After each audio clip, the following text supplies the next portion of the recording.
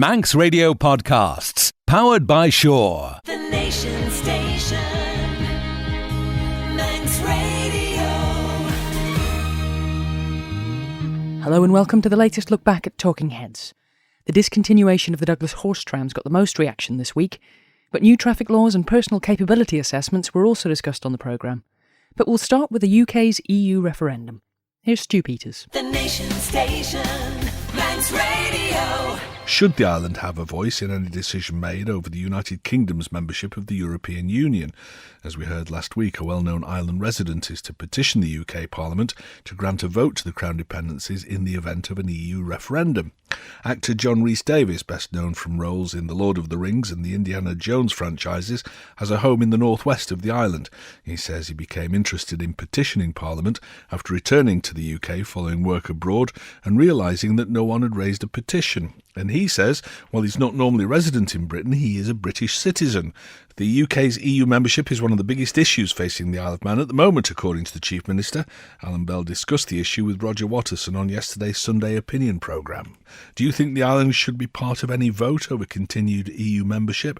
Or is it a decision for residents in the United Kingdom alone? Stu, Mr Rhys-Davies is correct. We're affected by all the rulings of the EU. We should have a vote. Mr Rhys-Davies is putting our MHKs to shame, says Bill. OK. Let's go to the lines. We've got Rob on, I think, from Peel. Hello, Rob. I think he's right. And if the Manx got a vote on the EU and against staying in the membership of the EU, it might reflect on any future full independence votes in the Isle of Man. I think they're frightened to see what Manx opinion would be, because I'm sure that'll be the next call. If we pulled out of Europe, I'm sure the next call would be full independence for the Isle of Man. All right, OK. OK, Rob, thank you very much for your point of view on that. Nice to hear from you. Rod says, referendum easy this one, Stu. If the result across is within 30,000 or however many registered voters are here, then we should have a referendum. Not before, because it would be an unnecessary expense, but after, because all the world's eyes would be on our rock. I quite like the idea of that. That's a case of leveraging public opinion to get a bit of publicity for the island. Simon's been in touch via Facebook. He says, more important that we secure our own relationship with the EU in the event that England votes to leave, but Scotland and Wales vote to stay in. Bad enough the English government interfering with us, never mind a horde of foreigners jumping on the same bandwagon, so my vote would be no. Says Jane, well, for years and years, it's been a case of yes. It's just that there might be a change to that. We're already governed by an awful lot of EU rules, aren't we, effectively? Stu, why can't we have an offshore vote? Now, that's an interesting thought, yeah. I don't remember having been given a vote here when the UK joined the common market, so maybe we don't merit a vote this time either, says Mick. OK. Unfortunately, our population of 85,000 is smaller than most towns in the UK, so to be realistic, we're not in a position to influence the EU, says John. Let's go to the lines. We've got Malcolm on who wants to talk about this. Hello, Malcolm. Yeah, I think we should be allowed to vote. I think the UK should allow us, because they're very quick to pick up on our athletes and rally drivers and cyclists and all the rest of it that go over. We can't go under our own flag. We have to go under the Union Jack, which is fine. It's very good for the Isle of Man in that way. But they call us. They're very pleased for us to be part of the GB then. Well, on the basis that the UK government tries to be all-inclusive to minorities and all the rest of it, you'd have kind of thought that it would be nice if that included the Crown dependencies, wouldn't it? Yeah, absolutely. And also, of course, the Channel Islands as well. Yeah, I think it should do. I think there just shouldn't be a question. I think they should just include us, all the islands. And to the point that a couple of contributors have made, that, it's an island of 85,000 people, so maybe 30,000 votes. It's not even a small town in the UK, but that doesn't matter. No. It's a case of people being allowed to have their say, isn't it? Exactly. Yes, it doesn't matter about the amounts. It is just as you say. Yeah. Good stuff. Thanks for calling today, Malcolm. Hopefully you'll call us again.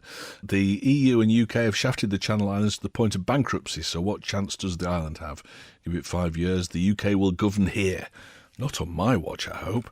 And we've got Alistair on, who's got a point of view on this. Hello, Alistair. Well, the point I want to make is it's a little bit more complex than just yes or no. Okay. The first thing is we've got to establish who actually owns the Isle of Man. And that's a very complex question.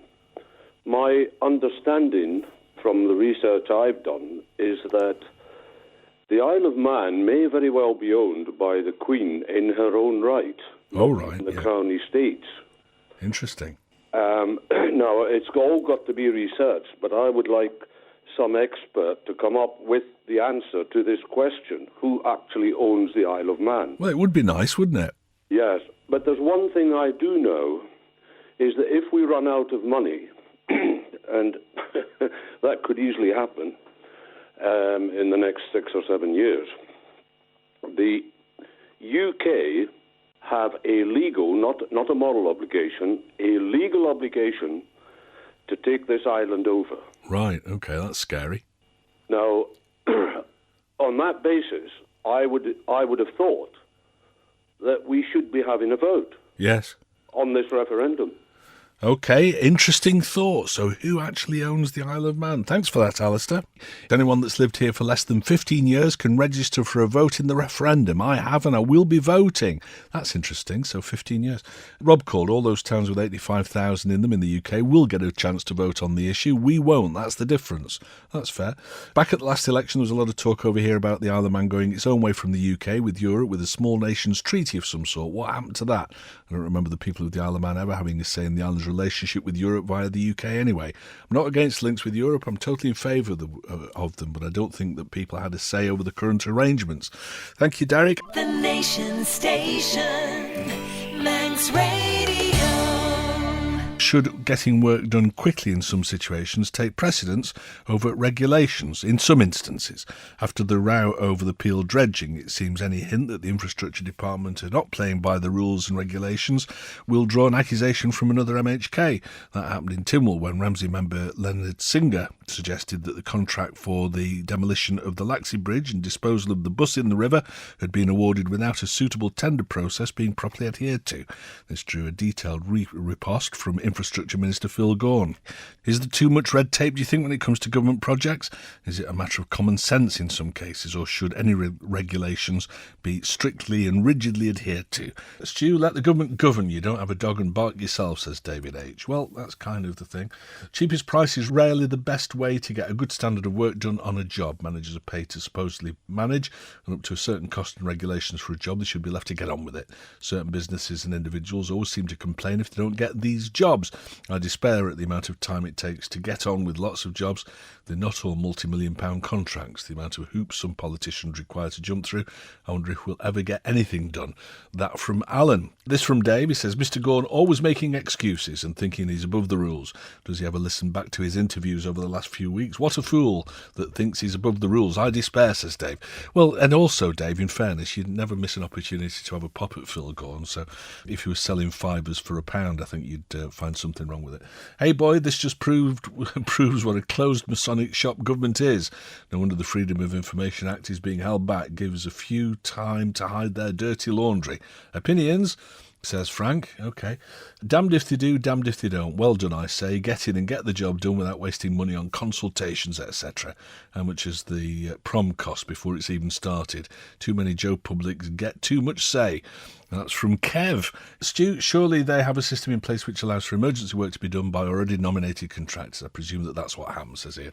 Let's go to the lines, and we've got Carol on. Hello, Carol. Well, it's just a general point, really, Stu. I mean, I live in Onchan, so I have no axe to grind either with Mr. Gaughan or with the residents of Laxey. In fact, I have sympathy with the residents of Laxey. Sure. But it just seems to me that, OK, there have to be rules and regulations. We understand that. Yeah. But surely, when it comes to the point where lives could be endangered, and I think that was, what was at the back of this, really, because they could have been. There was only a small weather window where things had to be sorted out so that life wouldn't be endangered. Surely there comes to that point where common sense has to take over. Well, somebody sent a text in earlier on, which I thought was fairly on the money, that said, we employ these people to do this work. Let's just let them crack on. The worry, of course, is that, a few contractors have been saying, hang on a minute, we don't get a fair shake of the stick here. The work's always going to the same people. Yeah. And as Phil Gaughan said in the interview, well, if that's because they're the biggest, then it's inevitable that they'll get the lion's share of the work. So. But again, I mean, there's one that you've just been reading out before you spoke to me, saying if there is only one company on the island who can do a specific, not necessarily in this case, but a specific job, that only they have the equipment to be able to do the job, then there's no point, is there, in going out to subcontractors? There isn't, as long as that is definitely the case. Yeah, so I think as long as we're all convinced that that is the case, then I don't think anybody can query it, really. No, not really. But as I say, I mean, my point, maybe it's because I was a brownie and a Girl Guide, and one big thing that we were taught was common sense. Common sense and get on with it, yeah. And get on with it, yes. Maybe that's my, I mean, it's donkey's years ago since I was a Girl Guide, but that stays with you all your life, and that was the thing that just came to me. Surely there's a point where common sense has to take over. Oh, it'll never catch on, Carol, but thank you for phoning today. Nice to talk to you. Okay, bye. Cheers, bye-bye. The problem with letting this present gang is if you let them have the carte blanche, they'll be like kids in a sweet shop. Stu, try not to show your pro-government bias too much, says Will. Am I showing my pro-government bias? Have I got a pro-government bias, do you think? The lengthy procedures have been put in place to safeguard public money. There's no doubt that government could do things a lot cheaper and quicker, but as there's considerable mistrust of government, there's no alternative to the current system if we want government to be involved, says somebody else. Afternoon, Stu, a big bunch of fools, that's what the government are, but an even bigger bunch of fools, that's what we are in putting up with them. That's from Gary and Ramsey. Plus, please, can they start fixing these potholes, he says. Yes. This is a difficult one, says somebody else. If the legislation's wrong, it needs to be changed to allow people to do the job. But there does seem to have been a catalogue of mistakes recently. As has been said, the legislation is there to protect the staff, officers, minister and the public. But if the legislation is not allowing departments to do their jobs, then it should be changed. With everything that's gone on, there's a lack of confidence in the Department of Infrastructure, so there should be a review of its functions. But I agree that Phil Gorn is one of the most approachable politicians there is in the Isle of Man. Thank you. Stu, the same buffoons who are moaning about the Laxey Bridge clearance would be complaining if the usual lengthy government rules of procurement were used. Any sensible person knows that there are times when getting the job done comes long before bothering about which T's were dotted and I's crossed. As to it being a Masonic conspiracy, well, it's barely worth a response. So mote it be. Yours in the vain hope of a sane world one day. I don't think it's going to happen, Mark. Another comment. Watch the video online of the bus being lifted end over end and righted onto its wheels in one movement. There can't be many other companies with equipment or skills to do that. Oh, right, interesting. I've not seen that. Mr. Gorn says the Laxey incident will make his officers even more cautious about getting work done. God help us. Will we ever get anything done? Maybe Mr. Singer can get some tarmac and come and do the potholes outside my house, says John. A bucket of tar and some shale, yeah. How many companies are there on the island who could have dealt with the Laxey Bridge incident and at such short notice, asks Pete. Well, that's kind of, I think, the government's viewpoint on this, or certainly the department's. The Nation Station, Manx Radio. Our personal capability assessment's a vital tool in making sure that those who can work do. We often seem to see stories in the media of people claiming disability benefits, then being caught out playing action sports or climbing mountains. But how widespread is that sort of abuse? The Council for Voluntary Organisation says it's keeping an eye on how many people are being moved from illness to unemployment benefits. Earlier this month, Chief Minister Alan Bell said that those being found fit for work were partly responsible for a sharp rise in unemployment figures in December. It's since emerged 44% of those who underwent such assessments last year have been told that they are fit and won't be receiving incapacity benefit or disability living allowance. So what do you think? Are the assessments the fairest way of determining whether or not somebody can actually work? Does the government need a firm mechanism to assess who's fit to work and who isn't? Or is the system too rigid and causing unnecessary distress amongst genuine claimants? And I think people are fairly polarised in their opinions on this. Let's go to the lines and see what Rob makes of this. Hello, Rob. I was slightly worried about the form they had to fill in. Is it anything like the form of cross? Yeah. Well, it used to be ATOS, didn't it? I'm not sure who it is now. ATOS, one example of sending a guy back to work who's terminally ill. Right. That's disgusting. I worry about. I'm not. I'm worried about the people who are genuine claimants. They got to prove that they're not fit for work. And once they can bring the consultant along to the interview, that would be fine. But I suspect that people without their expertise, are making decisions on people who are genuinely ill. Yes. That's what I'm concerned about. Dependability now, the firm is called that does this. And I was just looking at a link that somebody sent me about the UK, and the contract is £100 million a year apparently, and there's just been a new contract signed over there, £400 million for the assessments.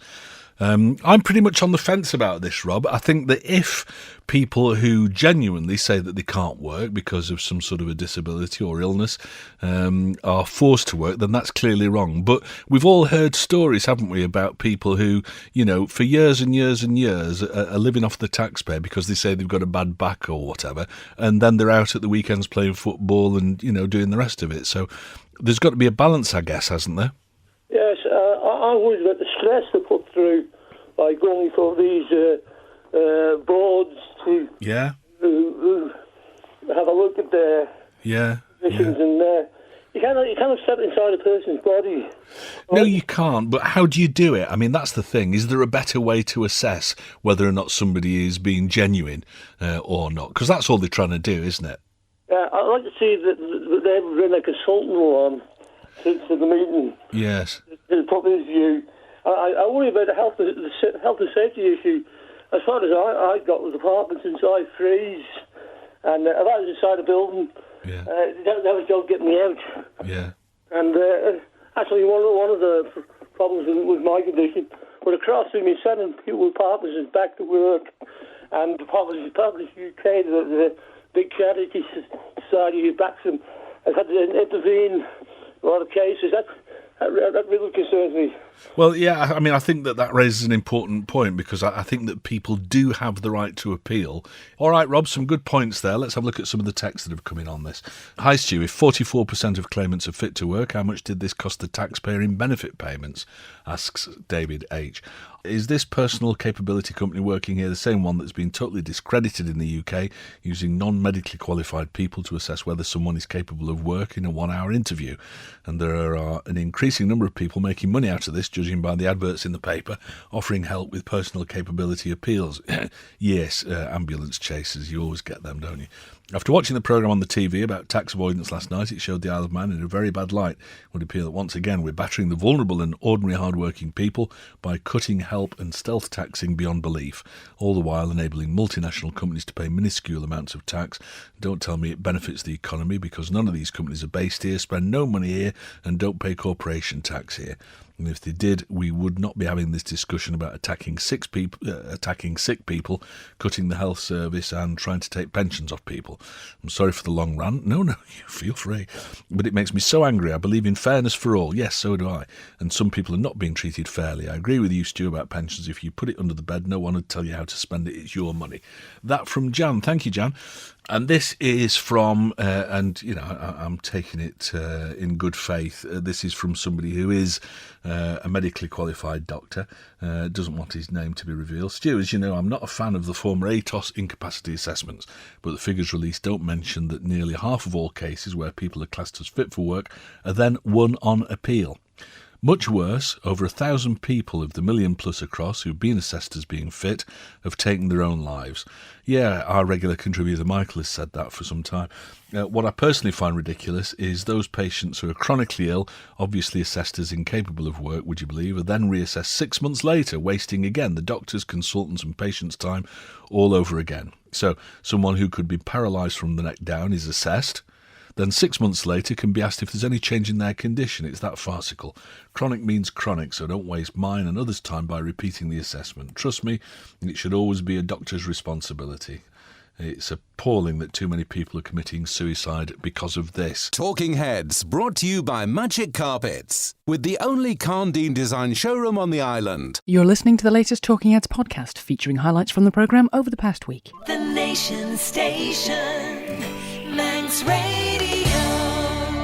Proposals to modernise the Island Road traffic laws with Infrastructure Minister Phil Gaughan, who joins me in the studio. Let's go to the lines because we've got Michael on, who's got a question about motability scooters. Michael, good afternoon. Mobility scooters, you got any plans for any alterations in the regs for those?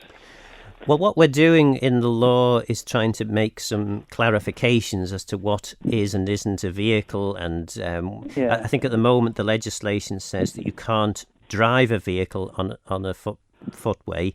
But of course, there's questions as to whether a mobility scooter is ridden or driven, and likewise with cycles. So we're trying to bring clarifications in on that so that we can be clear. We're also in the other piece of legislation that's currently in LegCo at a committee.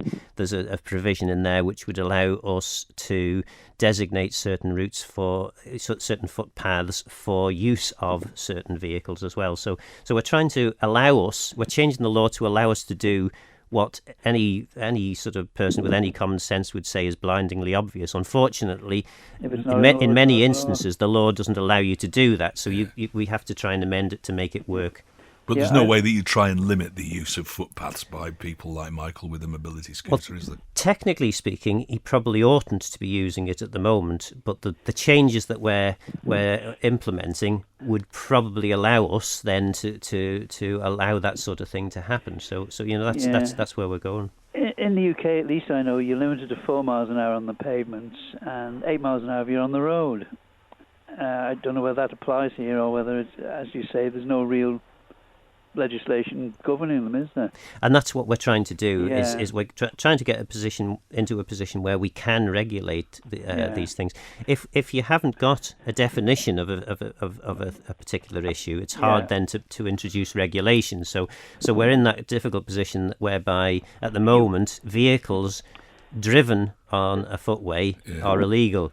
And I suppose when the original legislation was brought in, they didn't have electric mobility scooters. Absolutely, and in a way, this is where we're going with why we've introduced, or we're hoping to introduce this provision in relation to horse-drawn vehicles, because way back when legislation was first being created, there was no such thing as cars, and gradually over a period of time, vehicle has gone from being a horse-drawn vehicle into a motorised vehicle, and now we're into a position where there are no real regulations governing the use of horse-drawn vehicles, and having driven horse-drawn vehicles, I know that they can be dangerous, and it's not unreasonable to have some ability to regulate. All right, so hopefully you're going to be all right, Michael. Yeah, just one quick word on Phil, just to thank him for that reply, which is very comprehensive. Okay. And to compliment him on his replies, which usually are. He makes a lot of sense when he talks. Good stuff. A fan on the programme. Hey, you didn't expect that today, did you, Phil Gold? Thank you for your call today, Michael. Let's go back to the lines. We've got our friend Howard on with a question. Hello, Howard. Hi, Stu. It's just a question, probably unable to answer because of the nature of it, for Mr. Gone. Cyclists, etc., you're saying about riding on the pavements. Is there any provision in your new bill to introduce the type of what you call pedestrian crossing that can be used for cyclists? Because the number of cyclists you see actually waiting at a zebra crossing, then cycling across the road, which then makes them road users as opposed to being pedestrians. In the UK, they have 3 types of crossing: the zebra, the pelican, and the toucan. And one of them, I can't remember which one, has provision for cyclists to actually stay on their bikes and ride on the zebra crossing, whereas the other ones don't. Yeah, I'm not familiar with toucan, but maybe it's puffin crossing. Pelican, puffin and zebra, those exist on the island as well. So if one of those allows for you to stay on your push bike and ride across, then we already have that in place. Have we got those on Peel Road? Got all that cycleway. Yeah, all we have there really is a designated lane. So if a cyclist happens to be on the road, they can cycle in that lane, and a vehicle shouldn't then drive in that lane. So you can drive in the lane if there's no cyclists there. Yeah. So certainly, what we're trying to do with the legislation is bring greater clarity, so that we're explaining things a bit better, so we can then regulate more effectively where we need to. Yeah. But the other thing, you mentioned Peel Road. Lord knows how many times I drive along there more or less every day, and the number of times I see the cyclist not on the cycle. I know it's not mandatory, but they're on the pavements and they're dodging in and out of people, young ladies, young women with trams, etc., cycling along both sides of the pavement and ignoring the cycle lanes entirely. That's a shame, isn't it? You wonder at the common sense of them. What sort of, when this comes in, are they able to be prosecuted for that then?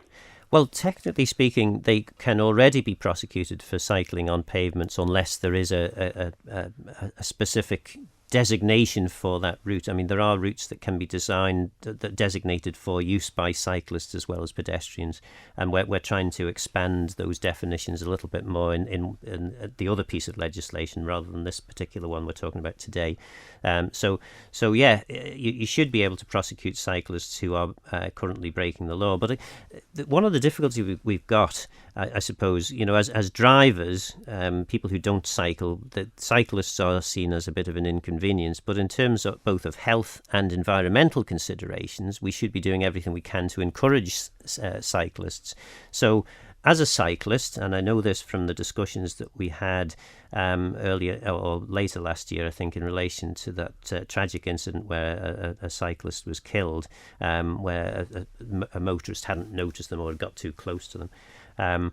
It's actually very, very scary to be a cyclist on the road. Sure. So we need to try and find some sort of balance. I suspect it's going to be all but impossible to do, but we do need to do something which ensures that cyclists can feel reasonably safe, as well as motorists. And part of that could be where there are big, wide pavements, designating part of the pavement as a cycle route.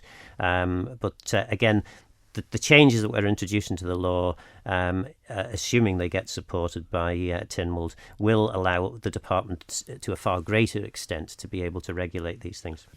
Some quick questions then. Can someone please explain what they mean by new powers to remove unsightly vehicles? Please define unsightly vehicles, Minister. Well, again, that's an obvious thing in relation to what everyone could agree is unsightly. So a vehicle that's got half its windows smashed in, 2 or 3 flat tyres, covered in rust, maybe with some obscene graffiti on it. That's an obviously unsightly vehicle. And then, of course, you can move from that to a vehicle which most people would say maybe it's got a bit of, bird droppings on it, but other than that, it's fine.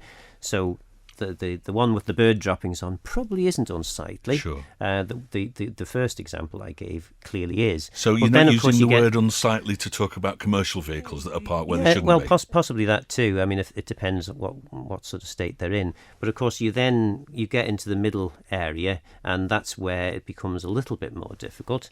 And of course, what you have to remember is that there are opportunities for people to appeal these decisions, which would be considered in the courts. So officers have to be reasonably careful about what is described as unsightly and what isn't. If someone's going to potentially challenge you as an officer, you're going to be less inclined than if it's blatantly, obviously unsightly. Government increases always in line with inflation, from what you said earlier on, except when it comes to wage rises. Well, that's a fair cop, isn't it? Well, actually, as my understanding is that wage increases have been significantly less than inflation for government, certainly in the last 5 years.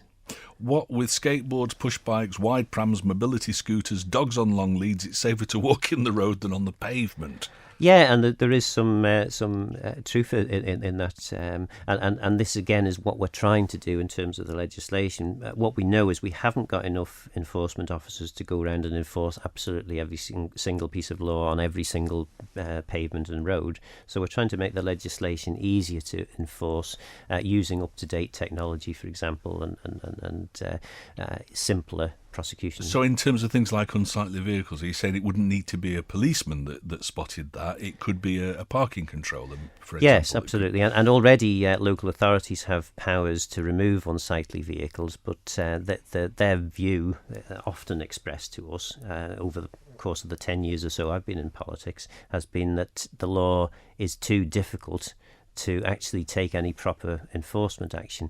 So we're trying to make it easier for local authorities and others to take those actions. Beth called, if it's illegal to drive on the pavement, why is nothing ever done about pavement parking? And again, it's not true to say that nothing is ever done. It is true to say that people get away with parking on pavements and probably oughtn't to. And some of that, again, is back to enforcement issues. But having enough again, people out on the ground seeing them, these absolutely. But again, the more we can rely on upgrading legislation and regulations to allow for use of CCTV or vehicle recognition cameras, things like this, it makes it easier for prosecutions to be taken, and people, once they know that they're going to get prosecuted, perhaps they'll be less eager to park illegally. The drink drive limit on the island is the same as England, Ireland and Wales, so why on earth does the Isle of Man need to fall in line with Scotland? And the simple answer is we don't need to. This is a bill that's coming along. It's rare that we get traffic legislation bills coming along. There's an opportunity here to ask the question. We haven't asked the question in relation to a speed limit, a national speed limit for the island, because we've very roundly in the past been told no, that's not something that we want. But it's not unreasonable, I think, to ask the question. If we get an overwhelming response saying no, we don't think that's a good idea, then so be it. We'll go on that. Bike riders should have to have insurance when they're on the roads. If they're to cause an accident where a car is involved, it's the car driver who pays. That's something we've heard a few times, actually, but I suppose to your point earlier on, we've got to encourage people to ride bikes and not try and put obstacles in the way. Yes, one of the sort of groups that have been talking to me is described itself as presumed liability. So that is effectively shifting the balance of presumption over to the driver rather than the cyclist. So if a cyclist gets knocked off and seriously injured by a driver, the driver has more of a requirement to demonstrate that they were driving safely. So that's not to say that you have to be able to be absolutely clear, where there's no obvious physical evidence or and no witnesses, then clearly that's still got to be a he says this and I said that. But if there is evidence that indicates perhaps a driver was driving without the care necessary, then perhaps the presumption is more on the driver to prove otherwise. And I think that is important, because you've got to remember that cyclists are human beings. Sometimes I think once a motorist sees a cyclist, they see the whole humanity aspect seems to disappear out the window. We do have to protect vulnerable road users, and cyclists are vulnerable road users. Are you classing motorhomes the same as vans, asks Kevin? This is, the vehicles parked on residential streets and things. There is a definition. It's not, this is, because again, I had a motorhome owner on to me very irate to say, why are you persecuting motorhomes? And of course, we're not persecuting motorhomes. There is a definition of what a large vehicle is, and that already anyone with a vehicle over a particular size, and I can't remember the exact sizes, but it's obviously a big van or a wagon or a motorhome. Any vehicle over that prescribed size already is breaking the law if they are parking in residential areas. The problem is that to take a prosecution at the moment, we would have to take it through the courts, whereas by introducing fixed penalty notices, we can more simply take a prosecution. All right, probably the final point we've got time for. Stu, take a look along Saddle Road. There are vehicles parked there that haven't been moved for months, apparently. So it's you could do with one of these sort of hotlines almost, where people can report these, a bit like the potholes thing. Yeah, possibly that would be a good way forward. And again, on that, as long as they're legal, if they're parked legally, they've got proper taxes, then and they're not unsightly, then there's no reason why they shouldn't be allowed to be parked there, unless the local authority in the area perhaps wants to talk to the department and say we feel that there should be a no waiting area or whatever, and then we can look at introducing that. The Nation Station, Manx Radio. What do you make of the surprising news that the horse trams are to be scrapped? Douglas Council came to that conclusion yesterday at a special meeting. As we heard in Mandate at 1, the decision is said to be based on the future financial burden on the ratepayers of Douglas of continuing to run the trams. So what are your thoughts about this decision? Is it long overdue or short-sighted? I think people's views are fairly polarised about this one, so tell us what you think about it. To the front of the queue goes Marion, who's called me. Hello, Marion. I think it's disgusting. Because? They've got rid of everything else. Why couldn't they let the people know what they were going to do? And we might have could have come up with something. Oh, so it's a bit of a shock decision then. Well, it's the first I've heard of it today, and it's happening, isn't it? Yeah. And do you use the horse trams? Oh, God, yeah. My kids have been on them. I was hoping to take my granddaughter on it, but it's not going to happen, is it? No. So you think there should have been some more consultation rather than just the a people decision could taken? have helped. You don't know. I mean, they got rid of White City. They got rid of Russian Abbey, Silverdale. That's not... Well, it's still going. Port Sodrick. There's nothing anymore. No, but a lot of these things, Marion, were things that we had and were successful when we had a huge tourism industry. And we just don't have those people anymore, do we? No, well, that's probably why, half the reason they don't come. No, it's because you can fly to Spain and go somewhere warm for a fortnight for less money than it costs to come here. It's not just holidaymakers. What about the locals? I mean, the locals love the horse trams as well. Right, OK. Let's go to line 5. We've got Stephen on who wants to talk about this. Stephen, good afternoon. My opinion is that this is a very serious issue.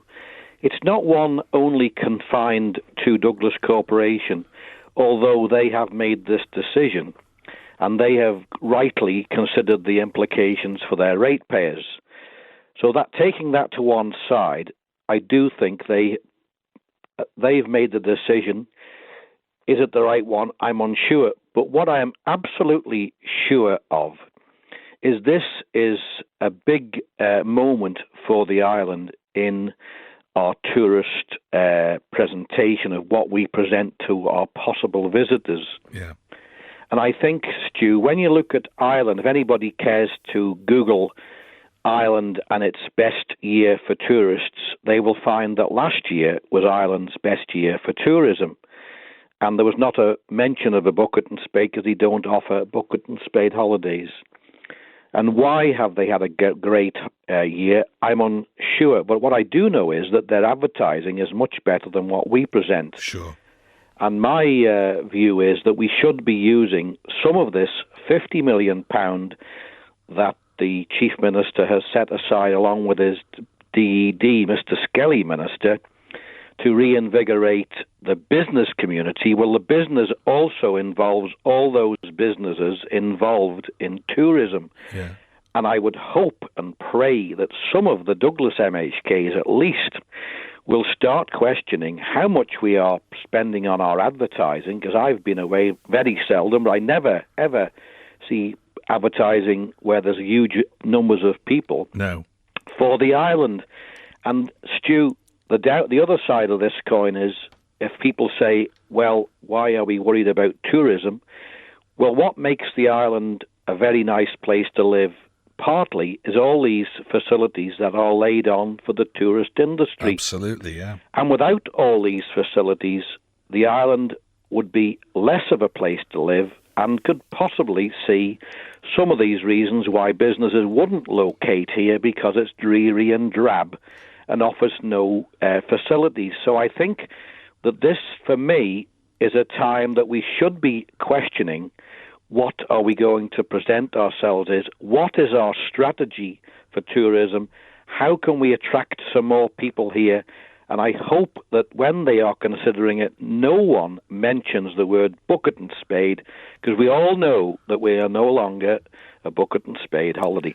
Yeah, the trouble with advertising is that to do, for example, TV advertising costs just a fortune, and Ireland can probably afford it, whereas the Isle of Man probably can't. If we've got a fortune to give away, and by the government's own admission, some of this £50 million seed corn won't even sprout and germinate, I would say perhaps we could try it on our old tried and tested industry, which is tourism. Get Mr. TV Kelly out of retirement, maybe. Well, we need somebody. Yeah. All right, some good points there. Thank you very much, Stephen. James is on line 4. James, good afternoon. Horse trams, we should keep them as part of our heritage, like everyone else has been on saying. I heard what you said about tourism, and it's a thing of the past, but we have a golden opportunity at the moment to sell the Isle of Man. I think that the UK itself, holidaymakers are going to start not going abroad because of the security situations. Right. We all know that going through an airport, it's horrible. You go on a holiday, you come feel refreshed. By the time you finish the backward journey, you don't feel refreshed. Yes. people still want to feel as though they've gone away, like the Victorians did. And we've got a golden opportunity here to show a boat journey, make you feel as though you've gone somewhere abroad. Yeah. And safety, security. We've really got to bang on that. You'll find more and more people who are taking UK holidays because of the security situation and the travel problems. I expect you're right. Really push out. Sorry. I expect you're right. Yeah, good. I mean, we've always been into niche marketing of holidays, haven't we? So security could be one of those niches that we exploit. Yeah, some good points. Let UK know that. Okay. Yeah. Thank you very much, James. We've got Kate. Hello, Kate. Well, we've got to remember what year it is this year, haven't we? 2016 is the election year, isn't it? Douglas Corporation will get rid of the horse trams, and Alan Bell will come riding in on Bunty or Edward or whichever one of the horses he's going to choose with his flag flying and save them and win votes. A conspiracy theory already. And and I have to say, a healthy dose of cynicism there, Kate, as well. Oh, it's my middle name. Yeah. So you think it's I that? think that's basically what it's going to be. They're going to save them. The Heritage is going to step in and save them. And it's basically being done as a vote winner. I mean, you could almost see a script being written for it. What an interesting concept. I'd never even thought about that. My mother's always told me I was an interesting concept. Anyway, take care, Stu. Thank you very much, Kate. Never thought about that one. Yeah, conspiracy theory. Hello, Brian. Well, I think it's long overdue, this decision, and I'm glad that they're getting rid of them. Okay, what, just because they were losing money, or because they're an eyesore, or because they slow the traffic down, or...? Well, a bit of all those. As a Douglas ratepayer, when I pay my rates every year, the one thing that sticks out and horrifies me is this massive loss that they make each year, which is carried by the Douglas ratepayer. Yeah. But then on another point is the safety aspect of it. You know, I mean, I can't believe how they're even allowed to, you know, in this day and age of health and safety risk assessments, how they're even allowed to trundle along there where... To gain access to these horse trams or to get off them, you've got to cross a carriageway. Yeah, absolutely. You've got cars which don't know which way to overtake. You know, the highway code says you must overtake on the right. Yeah. Here we're encouraged to either undertake on the left, and I've actually seen cars doing both at the same time and converge, you know, and nearly cause a disaster. Sure. You know, that they've got no barriers, so somebody could fall out. Make an awful mess. Yeah, and then also the conductors who jump off and stop the traffic, they've got no legal right to do that. Right, okay. They're just an absolute nightmare, and how there's never been a major disaster or accident is beyond me. Right, okay, all right. That was Brian. Let's see what Malcolm makes of this. What about all these wealthy people that clog the harbours up with their fancy yachts?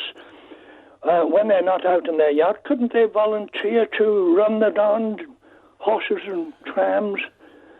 And any little bit of profit they made could go to hospice or some other charity. Well, I think the problem is, Malcolm, that it's not ever going to make a profit, and just because you like being on a yacht doesn't mean to say that you've got any interest in horse trams, to be honest. I'm kidding. All right, fine, okay. Yeah, just an idea came into my head. Maybe volunteers, though, generally. Yeah, that could be an idea. I could go down there and clean up after the horses and stuff like that. Right, okay, I'll pass your name on. Thank you for your call.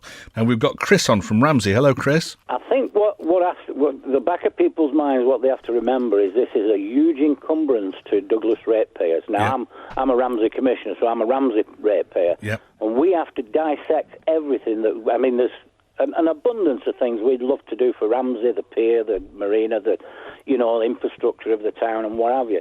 But we only have a certain amount of money to spend of ratepayers, and we have to be obliged to them as to how we're spending it. Yes. Now, Douglas Corporation, I don't know whether Douglas councillors have muted, the idea of getting rid of the trams, but it's in a two-part story, this. It's not about just getting rid of the trams. It's about getting rid of the cost of having to rip everything up and relay everything. Yeah. And we're talking millions for something that is very iconic. And I've had horses up until the last 10 years. You know what I mean? I know how much they cost to keep. Yes. Even if you just want one in a field looking pretty, they're not an inexpensive item. And then you've got the running costs, the running gear, and everything else that goes with it.